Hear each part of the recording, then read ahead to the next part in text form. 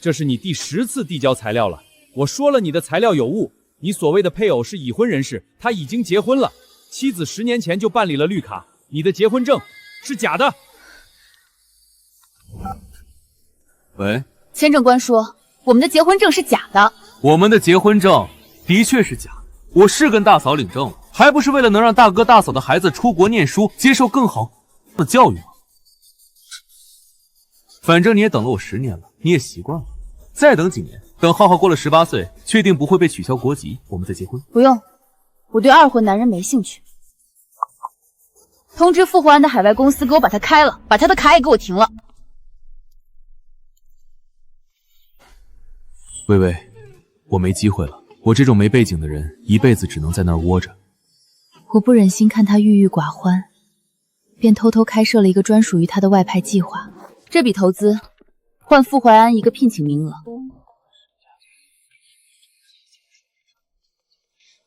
因为签证问题，我每年只能在这里停留3个月。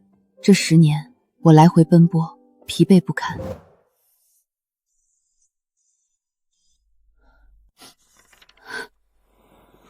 M 国的婚姻绿卡审核非常严格，尤其结婚对象是我这样高层技术人员的身份，被打回很正常。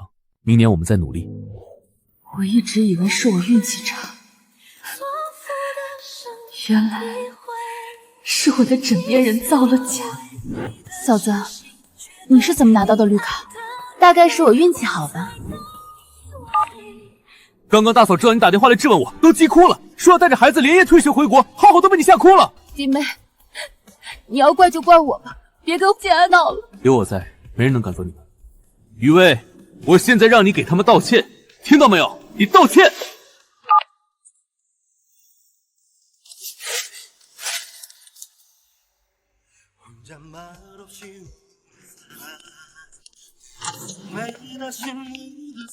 这个绿卡我不稀罕。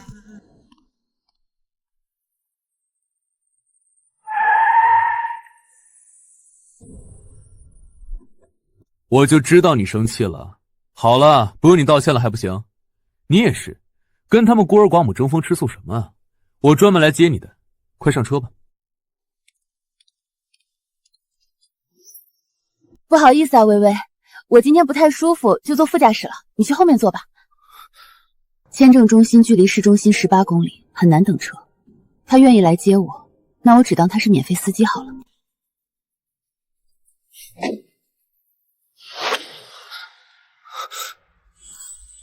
季安，后面的车鸣笛呢，我们走吧。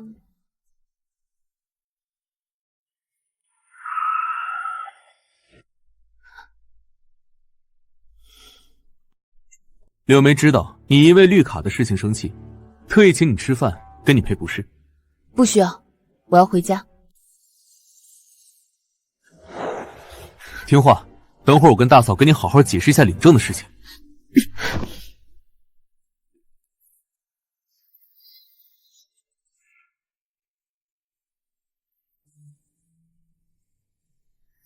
季安，这个我切不动，你帮帮我。我也要喂，傅叔叔，我要你喂我吃那个。有什么话赶紧说吧。急什么？等我加个红酒，慢慢聊。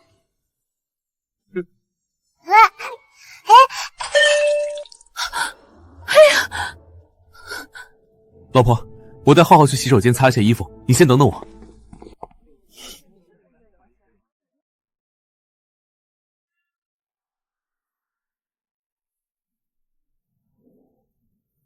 小姐，不好意思，我们已经打烊了，麻烦您结一下账，一共15万刀。你非要为难大嫂跟孩子，还不肯道歉，不过是因为我把你宠过头了。现在我把你的卡冻结了，异国他乡没钱付钱，我倒要看看你服不服软，道不道歉。小姐，麻烦你结账。没有钱来这里消费什么，真是丢人。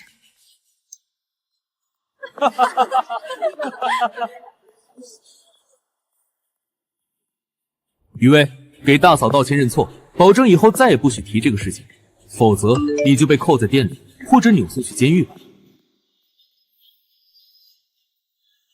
去给你们的店长打电话，就说于小姐来了。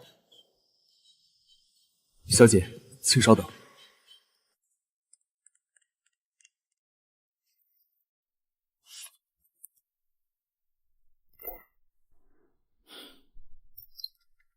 傅怀安把我当成只能依附于他的菟丝子花，可他不知道，我早就继承了父辈留下的产业。父母去世时立下遗嘱，如果我要结婚，必须隐瞒身份。一旦对方知道我的真实身份，全部资产都会被基金会收走，我每年只能领分红。我知道他们是为了防止我被吃绝家。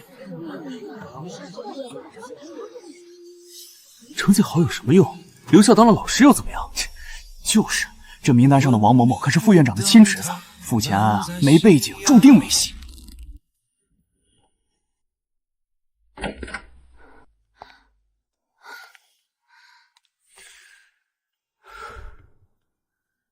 微微，我再怎么努力也抵不过人家一句话。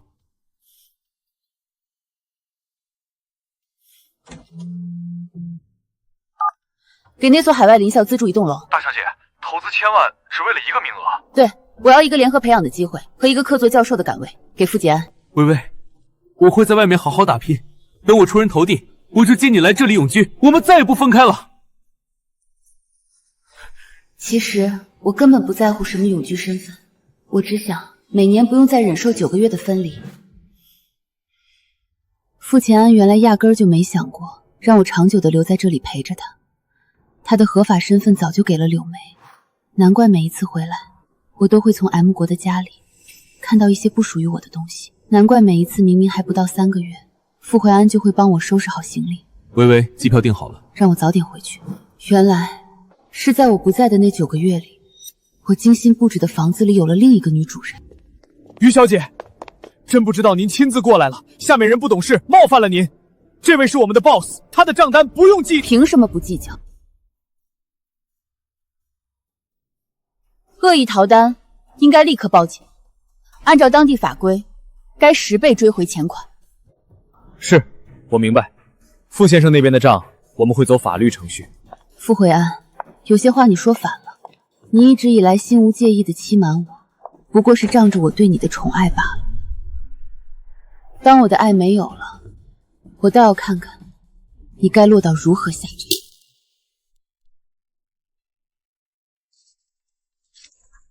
傅叔叔，再讲一个嘛！我要听超人打怪兽那个，你讲的最好听了。行，最后讲一个，听完这一个就得乖乖睡觉，不许赖皮。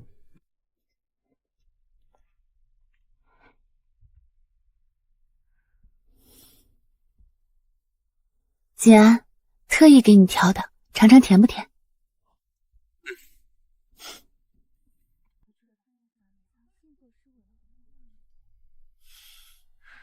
西安，我专门买的情侣睡衣，我们今晚一起穿吧。微微，太幼稚了，这都是青春期小孩子们才穿的东西。锦安，那套情侣睡衣你收哪儿了？早扔了。我以为你扔了，没想到是穿在另一个女主人身上了。呀，是我们浩浩最爱的大恐龙。是穿在另一个女主人身上了。呀，是我们浩浩最爱的大恐龙。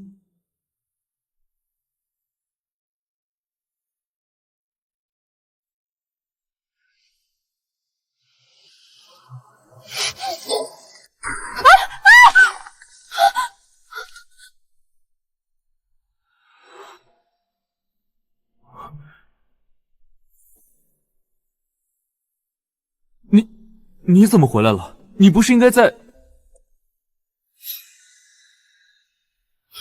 怎么，傅教授是觉得我这辈子都回不来了？这是我自己的家，我为什么不能回来？于薇，你有话好好说，别在这吓着孩子。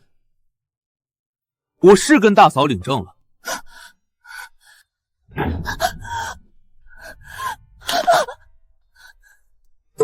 浩浩，好，红颜无忌，孩子懂什么？他只是太小了，口无遮拦。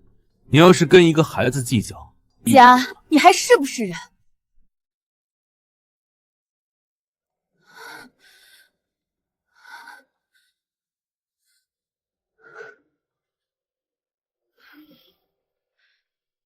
好，我不跟孩子计较。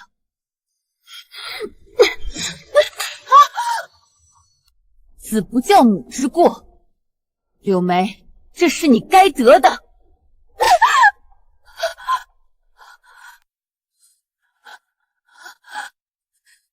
姐，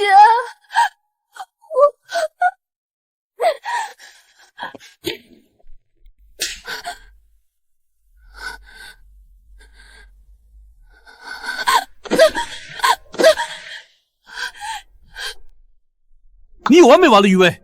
我告诉你，我这辈子最厌恶的就是你这种行为。看来今天的教训你还没吃够。姐，别打了，微微可能只是心里不痛快，你别为了我伤了你们的和气。我想起来了，那家餐厅的账单一共15万刀，我早就冻结了你的副卡，你身上应该1分钱都没有。说，你怎么付的钱？你哪来的钱付那15万？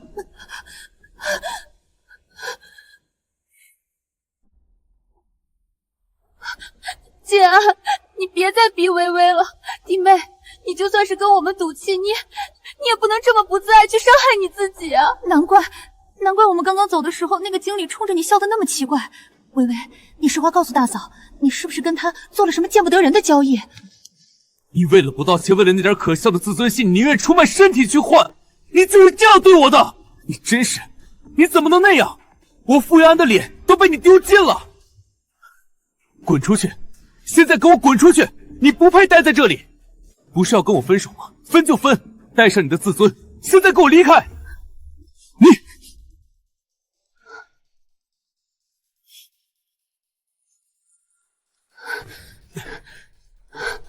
傅慧安，你搞清楚，这里是我的婚房，我1分1毫凑出来的家，该滚出去的人是你们。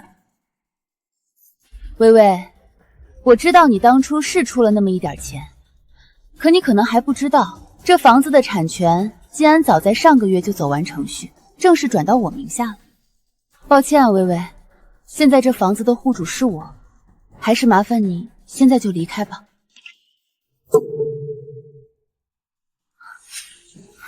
傅慧安，你把我们的婚房过户给了他。季安也是心疼我们孤儿寡母，他说怕我和浩浩一直住在别人家里会不习惯，没归属感，所以干脆把房子过户给我。他说这样我就能在 M 国有一个真正的家了。大嫂这些年不容易，名义上这只是个住所，你何必斤斤计较？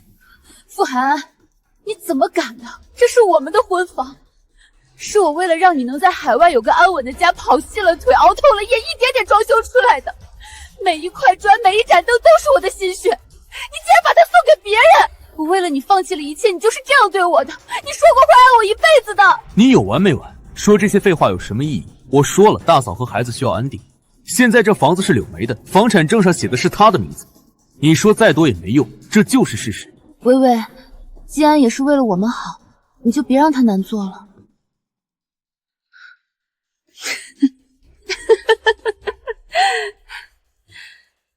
给我来几个人，地址我发你，马上。于伟，你还装什么装？你该不会是被刺激疯了吧？我再说一遍，你的副卡已经被我冻结了。现在的你身上连1分钱都没有，在这异国他乡，你连出租车都叫不起，能叫谁来？叫几个流浪汉来陪你演戏吗？微微，我知道你一时接受不了，心里有气，可事情已经这样了。海安也是心疼我们孤儿寡母没个落脚的地方，才会把房子过户给我。他这人最是重情义，你就别再让他为难了。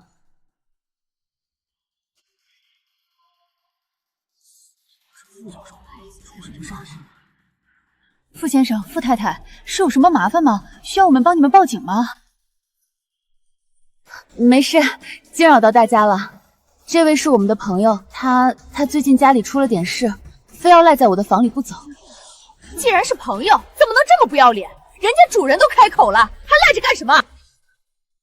柳梅，看她穿成那样，一副丧气样，果然是底层人，丑陋的女人，还不快点滚出去！这里是高档社区，你还觊觎我们这搞少女鱼师的话，会员是鱼臭味们的。傅教授，傅教授，于伟，你也听到了，现在连邻居们都看不过去了，你走吧。这女人真不要脸。就是，现在已经不是你道个歉就能解决的事情了。你已经脏了。微微，女孩子家名声最要紧，你怎么能为了点钱就……淮安也是为你心痛。35万刀。你说什么？什么30万？这套房子的总价当初是70万，首付和装修我支付了一半，所以你付的那部分钱一共是35万。那又怎么样？房产证现在是大嫂的名字。傅清安，这35万我还给你，我还给你。你要怪就怪我吧，别跟姐闹。于伟，别在那说这些痴人说梦的话，还给我35万，你疯了吗？你看这沙发，这柜子，哪样不是我买的？当初为了凑齐你那一半的35万刀，你不知道背了多少年贷款，省吃俭用了多久才勉强凑齐。你现在身上连打车的钱都没有，你上哪儿变出35万还给我？做梦也得有个限度。微微，淮安也是怕你走投无路，只要你肯认个错，咱们还是一家人，你何必非要撑这没用的门面呢？你好，是移民局吗？我是傅回安 ，M 国外聘高级顾问，我要举报一个人于威，他涉嫌伪造身份证明骗取婚姻绿卡。对，我有确凿的证据，他现在就在我家里赖着不走，严重威胁到了我以及我家人的安全，麻烦你们立刻派人把他带走。微微，你看看，事情闹到这一步，全是你自找的。明明只要你道个歉，哪怕是点个头，这一切都可以解决。明明我都跟你解释过了，大嫂和浩浩不容易，只要等浩浩上了大学，等他们在这里彻底安稳下来，我名额空出来了，不就可以立马给你领证了吗？你为什么非不肯呢？10年你都愿意等了，为了我们以后的生活，再等10年又如何呢？原来我的10年都浪费在这样一个自私自利、毫无底线的男人身上。微微，这是我最后能为你做的了，只要你现在点头，保证以后再也不提我和大嫂领证的事情，就当这事从没发生过。我可以立刻给移民局的人打电话，解释说刚才那是一场误会，是我报假警。我知道你这些年一个人在国内来回奔波很累，不想过那种日子了。我向你保证，以后每年大学寒暑假我都回国陪你。在国内，没人知道这里的事。我们可以像以前一样，像真正的夫妻一样生活。只要你听话，别再闹了。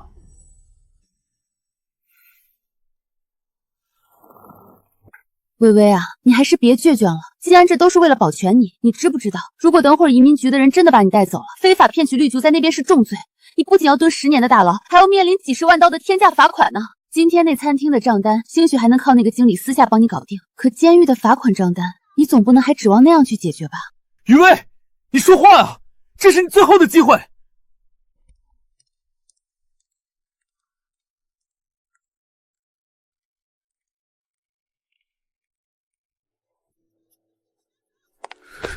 于威，这是我给你最后的机会，你现在立刻点头答应，我就出去打发他们离开，保你平安。你要是再这么执迷不悟，我只能让他们把你带走了。你给我滚开！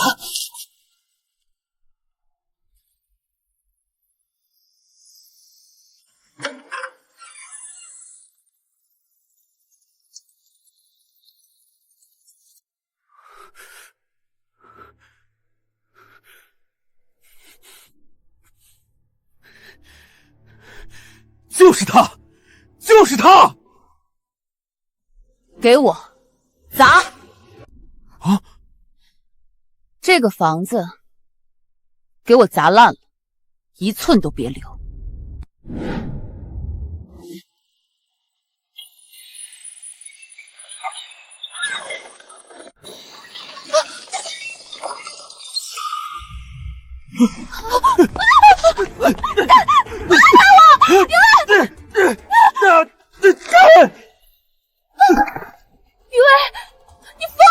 于威，你知不知道你在做什么？你这是入室行凶！你疯了！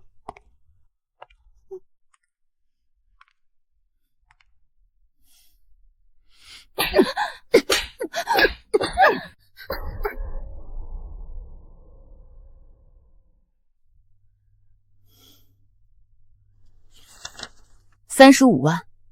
傅回安，你刚才不是想要这笔钱吗？在这里了。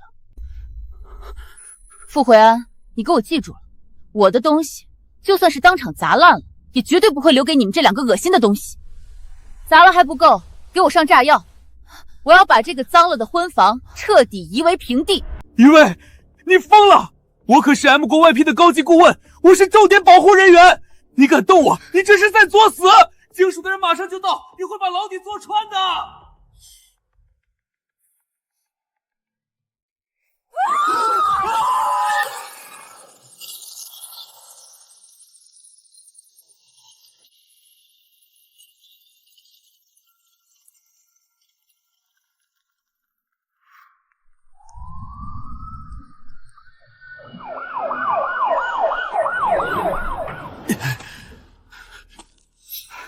这里，快过来！我就是傅西安，我是 M 国外聘的高级顾问。这个女人是个疯子，她不仅伪造身份骗取绿卡，还雇佣这些来历不明的暴徒对我进行非法拘禁和恶意威胁。你们看，她竟然炸到了我的房子！是啊！她这种社会危险分子应该立刻入狱，终生监禁！你们快把她抓走，现在就铐上她！余威，你这个毒妇，你敢害我！妈妈，你别得意，你以为你赢了吗？你现在不过是在负隅顽抗罢了。怀特先生，怀特先生，是我是傅吉安。上个月你不是还盛情邀请我说希望我的研发团队能够为你们安保系统进行升级吗？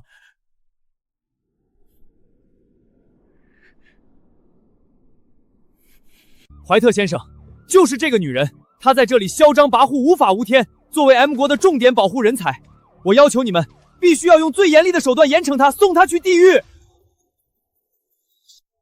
傅先生，怎么会是您？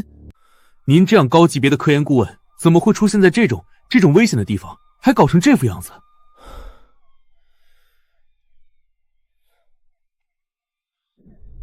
怀特先生，您来的正好，就是这个疯女人，她因为嫉妒和偏执，精神彻底失常了。她不仅雇佣了一群身份不明的暴徒，强行闯进我的私人领地，甚至疯狂到在闹市区动用炸药，把我的房子炸成了平地。怀特先生，救救我们！他要杀了我们！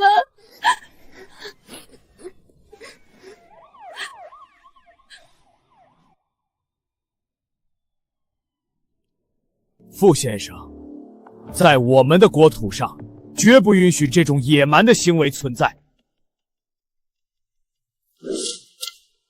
把这些人全部控制住，一个都别放过。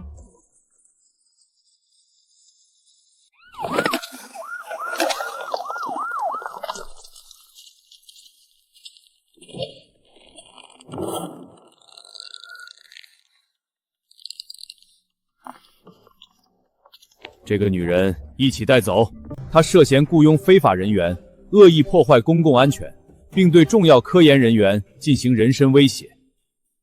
这些罪名足够她在监狱里反省很久了。上车。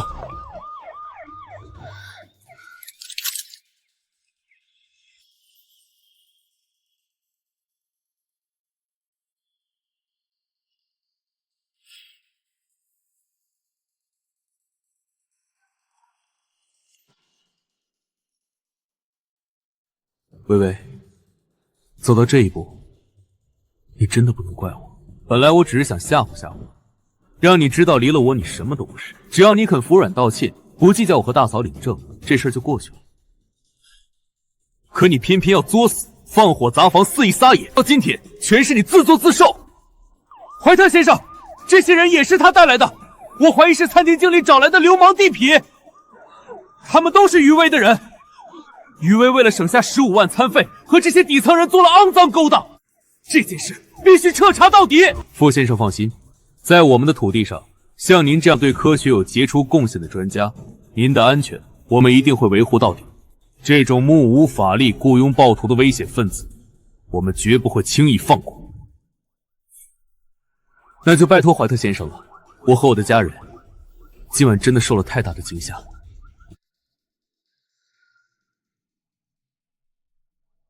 把人全部带走，一个不留。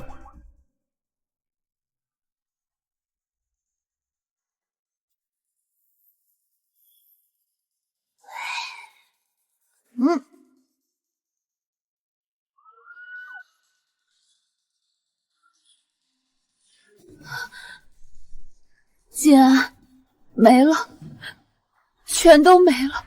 那是我这辈子住过最好的房子。大火一烧，我们连换洗的衣服都没带出来。这深更半夜的，我们以后住哪里？我们要流落街头了吗？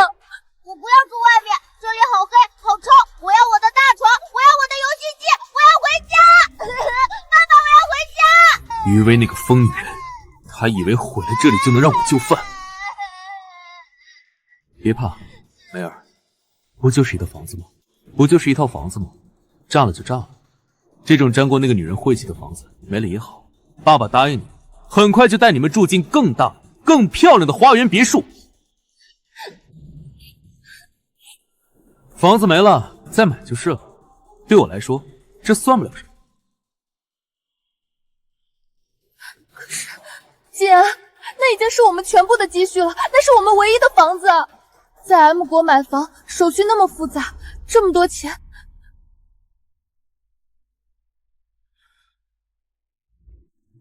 跟我走，我带你们去新的住处。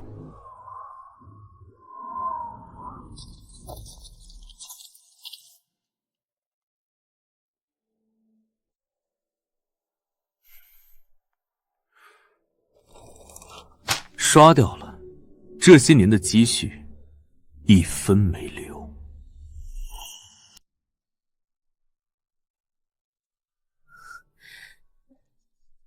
静安，数百万美金啊，这太贵了。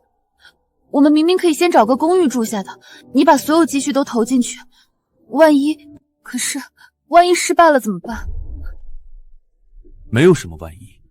余威那个疯子想看我们流落街头，想看我向他摇尾乞怜，我偏要让他看看，离了他，我傅群安能给你更好的生活。你和浩浩值得这世界上最好的东西，谁也别想看我们的笑话。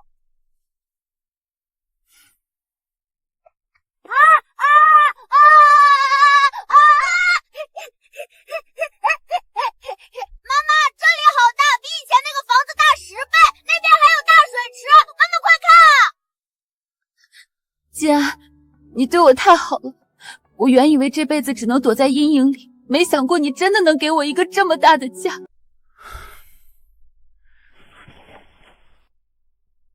这些年，为了我的名声，为了浩浩的学业，是我亏欠了你和浩浩，以后再也没人能让你们受委屈。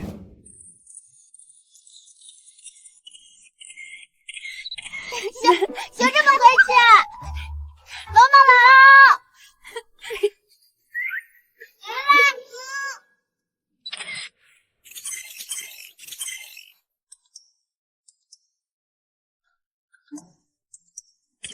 我去，这才是真男人啊！前脚房子被炸，后脚立马给老婆买个更大的。副教授太顶了！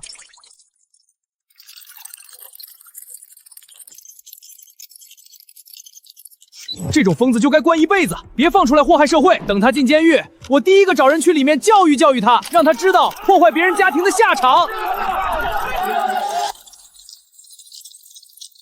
听说了吗？那个放火的疯女人得了严重妄想症，还找流氓去炸人家的婚房，简直丧心病狂。这种学术界的耻辱必须严惩。听说他已经被安保局抓了，活该，建议终身监禁。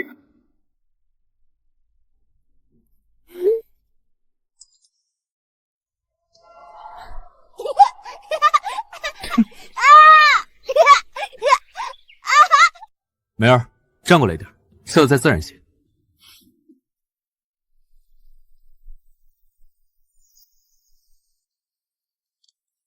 家人才是我最重要的责任。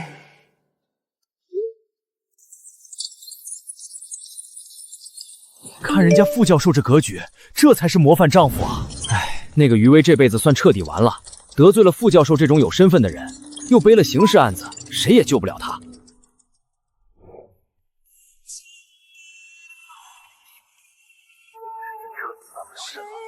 全天下都在看他的笑话。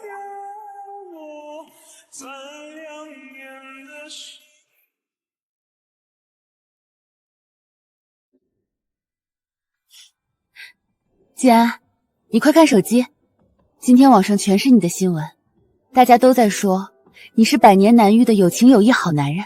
这种时候，大众总是站在强者和正义这一边的。余威那种疯子，注定会被唾弃。季轩，谢谢你，谢谢你顶着那么大的压力，给了我和浩浩一个真正能见光的家。那我以后在外面是不是可以直接叫你爸爸了？不用再在别人面前喊你傅叔叔了，对不对？当然可以。浩浩，以后爸爸就在这儿，这些年委屈你们了。以后我们一家三口好好过日子，再也没人能打扰我们。金川，只要能跟你在一起，受再多委屈我也认了。爸爸，为什么还不上菜啊？我就吃了一口肉，肚子还是瘪的。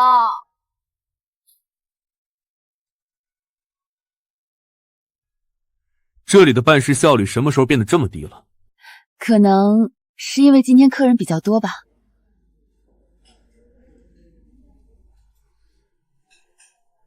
我要吃牛排，我要吃那个最贵的血鱼，快点上菜呀！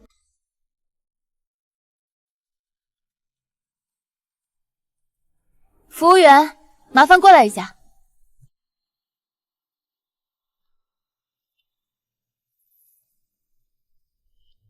我们点的主菜已经超时20分钟了。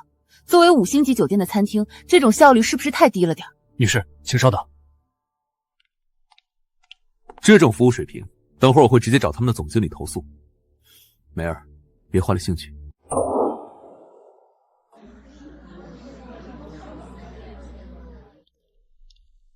坏事成双。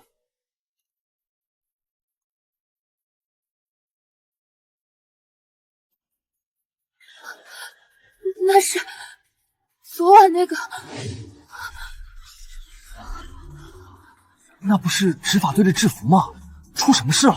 那个男人好像是刚才热搜上那个豪掷1000万买房的副教授。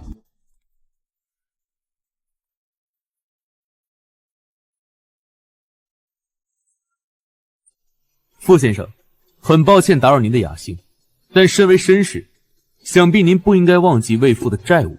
你竟然敢带人追到这里，你知道我是谁吗？我当然知道，您是豪掷1000万买别墅的傅晴安先生。既然您这么有钱，那么您之前在我们连锁餐厅消费的15万美金，至今未支付。根据法律程序，我们已经申请了协动。傅先生，请您现在结清账单，否则我们只能请您换个地方说话了。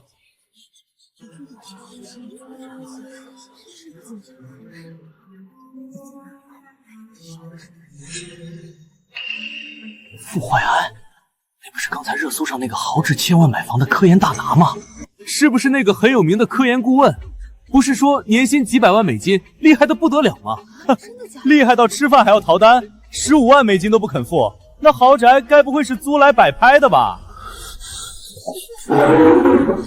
你们是一伙的，对不对？你们酒店和昨晚那家店串通好了，就是为了在这儿羞辱我。你们也要帮着余威那个疯女人，她给你们多少钱让你们来演这出戏啊？你们这些看热闹的也挺好了。余威那个女人因为雇佣暴徒恶意纵火，现在已经被关进看守所了。她进去了，她这辈子都出不来了。你们居然还在信她的鬼话！傅先生，您的私人恩怨我们不感兴趣，我只知道您享受了服务，却拒绝支付对等的报酬，请您先支付账单，否则为了维护我们连锁集团的利益，我们只能按照法律程序处理，当场对您采取强制措施。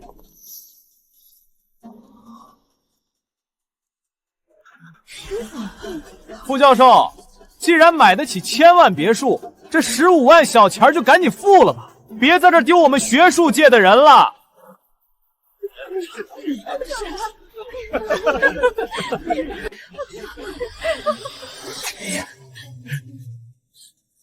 刷卡。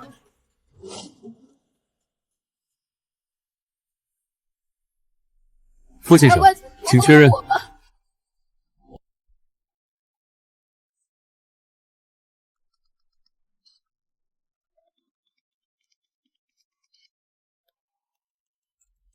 怎么可能？这是我的主卡，再刷一次，肯定是你们的机器坏了。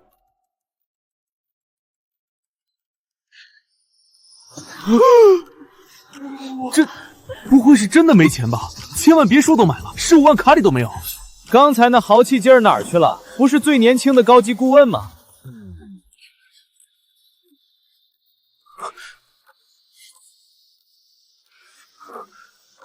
刷这张，还有这张，我卡里有的是钱。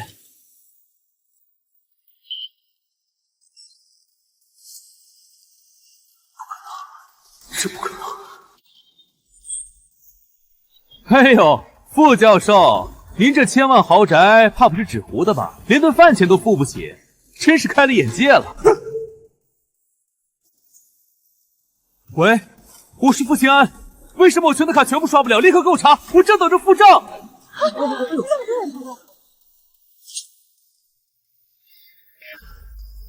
傅先生，您的账户已被冻结，目前无法进行任何交易。冻结？你知不知道我是谁？我卡里有几百万美金的科研补贴，谁有权利冻结我的资产？傅先生，经核实，您所持有的卡片仅为该账户名下的附属副卡，这张卡的持卡人并不是您，账户已于10分钟前被卡主本人永久冻结。胡说！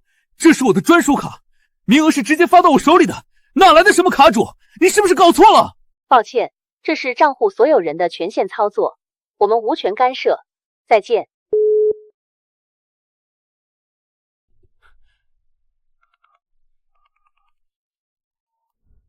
公司财务吗？我是傅金安，我现在在酒店系统出了点问题，立刻给我账户里预支一笔研发费用15万，马上。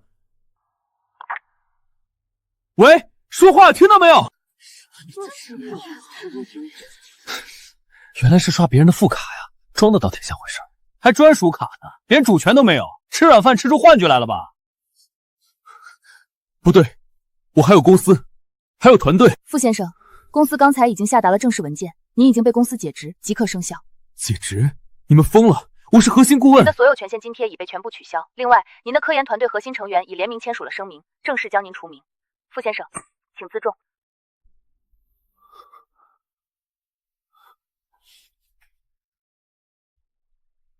傅先生，既然您的电话已经打完了，请支付账单。我们不希望在这样优雅的场合动用安保力量。刚才不是还豪掷千万吗？怎么现在连个响儿都听不见了？这种人我见多了，刷副卡的提鞋冒篓罢了，主子一断粮，立刻现原形。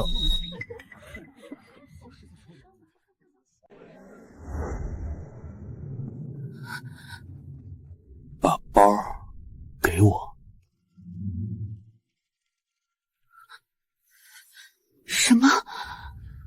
包给我。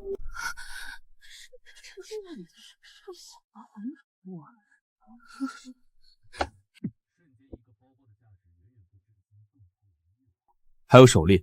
姐，这是你上个月刚送我的生日礼物。见底呀！你还要让我丢脸到什么时候？傅先生，我们会请专业鉴定师进行现场记录。如果您在1周内无法结清余款，这些物品将进入拍卖程序。天啊，我没看错吧？当场摘首饰抵债，这种戏码居然能在这种档次的餐厅看到，太丢人了！你们看热搜了吗？刚才晒豪宅的时候多威风啊！我以为是什么顶级豪门，原来是个连饭钱都付不起的穷鬼。这年头装大头算的真多，这种男人白送我都不要，虚伪的让人反胃。傅先生，抵押手续已办妥，请您在规定时间内赎回。姐，走，走走。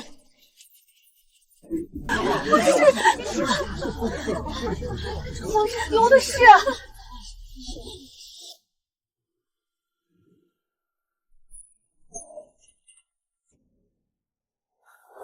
傅安平，你跟我说实话，今天到底是怎么回事？为什么你的卡全部都刷不了？为什么连你的公司也要把你解雇？我这辈子都没丢过这么大的人，为什么连你的公司也要把你解雇？我这辈子都没丢过这么大的人，他们都在笑我，都在骂我。你不是说一切都安排好了吗？你不是说你能给我和浩浩最好的生活吗？还有刚才在餐厅，那么多人看着，你知不知道那些名媛平时是怎么笑话我的？今天以后，我柳梅在 M 国彻底抬不起头了，简直丢死人了！我不要在家里吃冷安静一会儿行不行？闭嘴，让我想想是怎么回事。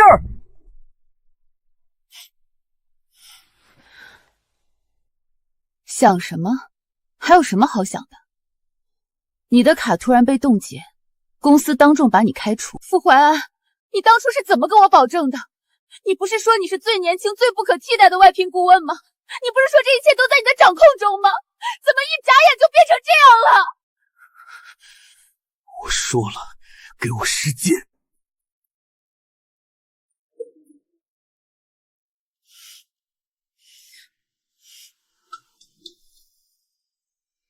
这都几点了？谁这么没规矩？季安，是不是你那些追随者找过来了？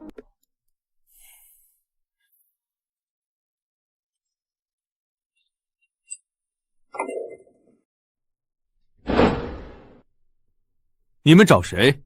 大半夜的，知不知道这是私人住宅？傅怀安先生，晚上好。我们是银行与资产管理委员会委派的清算律师。清算？什么意思？我刚买下的房子，你们是不是搞错了？你什么意思啊？根据银行系统的风险调查，您今天下午购买这栋房产所支付的数百万美金，资金来源全部来自一张尾号为9988的副卡账户。根据最新记录，该副卡资金的主卡持顶人已于1小时前向全球资产管理局正式提出申诉。对方申诉，这笔数百万美金的支出属于未经授权的非法挪用，对方并不承认这笔交易。胡说！这简直是荒谬！那张卡我已经用了10年了，这是我自己的卡，我的补贴、我的奖金全在里面。哪来的什么申诉？这房子是我傅回安的名字，这是我自己的钱。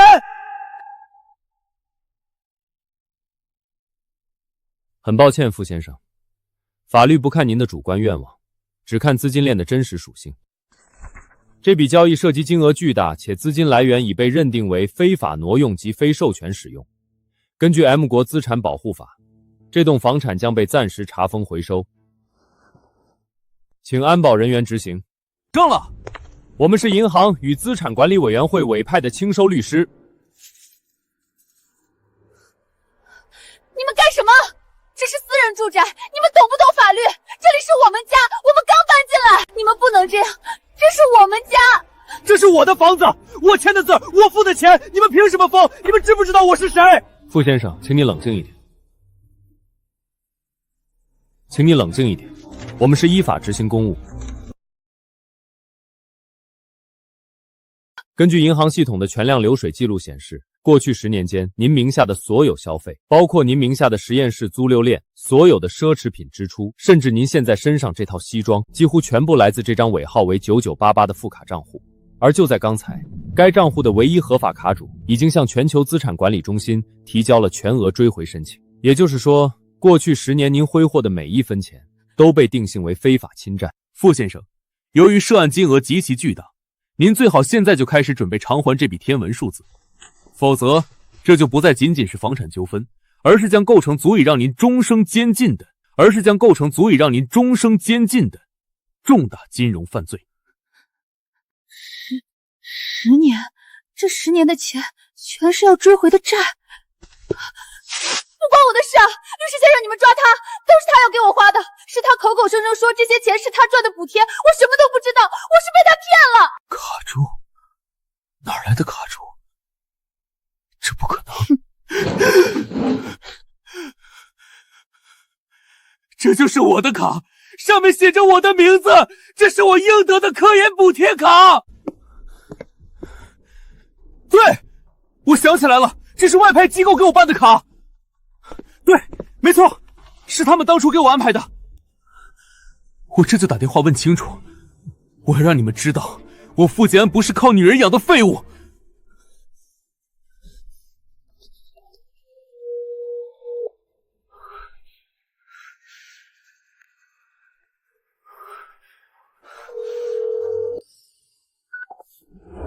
喂，听着，我是傅建安，你们必须立刻给我出面澄清。当年是你们给我的外派名额，也是你们亲手把那张银行卡交给我的。傅先生，事到如今，你真的不知道那张卡到底是谁给你的吗？你什么意思？傅先生，看在往日的情分上，我最后提醒你一句，有些恩情你受得起，却还不起。听到了吗？那个炸了房子的疯女人，居然是于氏资本的神秘画作人。不是说他是骗婚绿卡的底层人吗？他居然要公开露面了！于氏资本投资人，这不可能，这怎么可能？我们是银行与资产管理委员会委派的清算律师。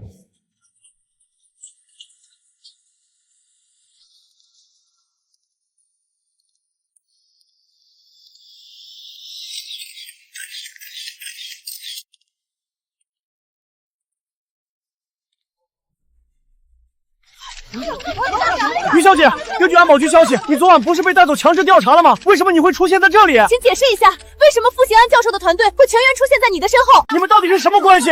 傅教授被除名是否与你有关？大家好，我叫于薇。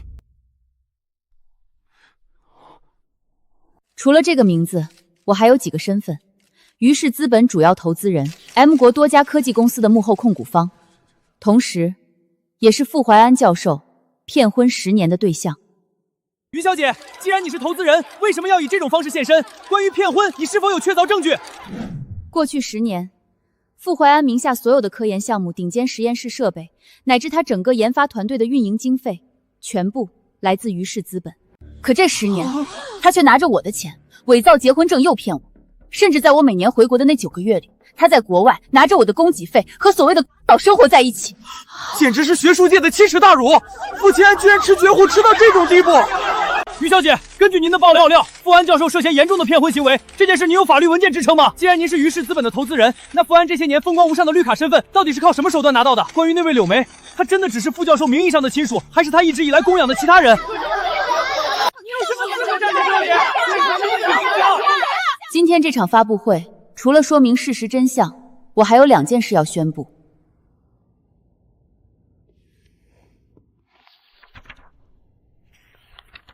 第一，于氏资本即日起终止所有对傅平安相关项目的投资，同时，我以于氏资本的名义建议行业内所有合作机构即刻停止与傅平安的一切合作，任何继续资助其研究的机构都将被列入于氏资本的黑名单。第二，我将正式启动法律程序，追回过去10年间傅怀安通过我名下副卡所使用的全部资金。这些钱包括但不限于他在 M 国的全部科研经费，他在那栋豪宅里的每一笔生活开销，他违规过户的房产，以及他给柳梅购买的所有奢侈消费。经过精算师统计，这笔资金的总额大约为9700万美金。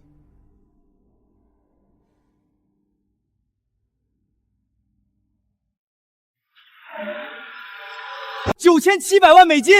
傅怀安不仅骗人，还侵占了这么多资产吗？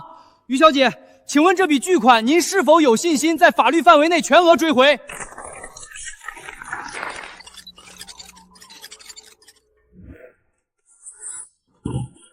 仅仅不到1周的时间，曾经那个意气风发的学术新星，在学术圈内变成了一块人人避之不及的朽木。他的名字正从所有学术期刊项目名单里彻底蒸发。你当初带我来这儿的时候是怎么说的？你说这些钱都是你辛辛苦苦赚的科研补贴，你说你有的是能力让我过人上人的生活，现在那是9000万美金的债，9000万！你拿什么还？你现在被全行业封杀，连工作都没有了。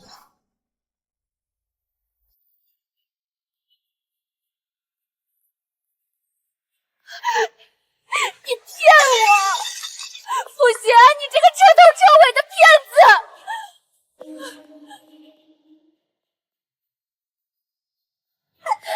要不能给你还走吗？你给我还走！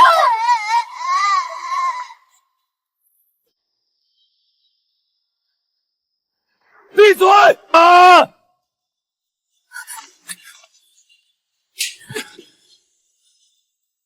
你居然还敢吼我！傅怀安，我告诉你，这烂摊子你自己收拾吧！我要跟你离婚！我才不要跟你这种背了一屁股债的人在一起！好好，跟我走！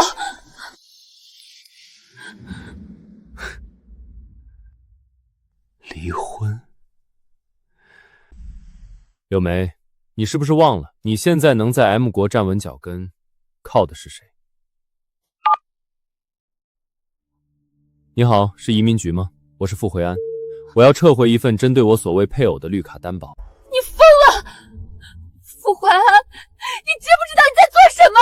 绿卡撤回操作已正式生效。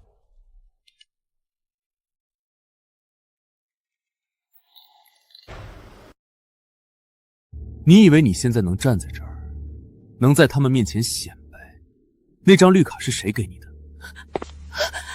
是我傅建安给你担保的。你想离婚，想带着钱走？行啊，你从哪里来的就给我滚回哪里去，回你的老家去。既然这儿留不住我，你也别想在这儿待1秒钟。傅怀安，你这个疯子，还要毁了你儿子吗？啊！我后来才知道，所谓的嫂子，从头到尾都是一场精心设计的骗局。柳梅根本不是他的嫂子，而是他在老家明媒正娶的媳妇。他看上了我本地人的身份，为了能在这座城市扎根，他瞒天过海，隐瞒了柳梅的存在，骗我谈了整整10年的恋爱。他拿着我的钱飞黄腾达，背着我把妻儿接到国外，心安理得地做着坐享其人10福的美梦。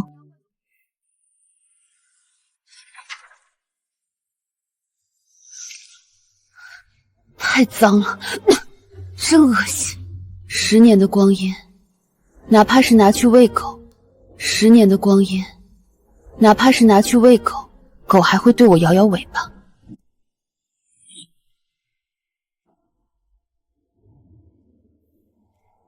去发布会，既然他喜欢演戏，那我就送他一场举世瞩目的谢幕礼。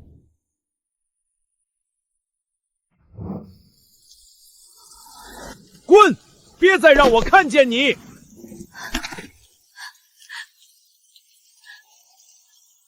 亲爱的，求求你再给我一次机会，我只要一张绿卡。好，我是为了你。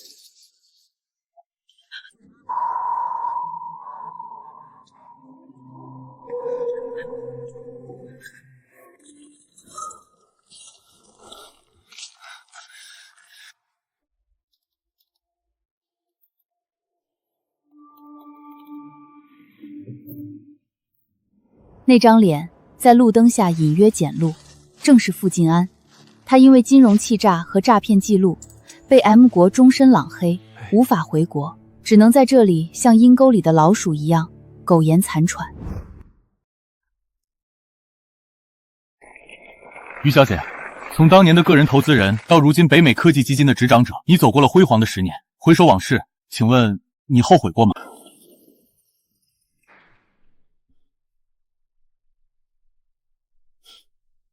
后悔什么？后悔花了10年时间，去喂了一条不认主的狗吗？不会，因为从那天开始，我就明白了一个道理，我再也不会浪费1秒钟的时间去爱一个不配的人。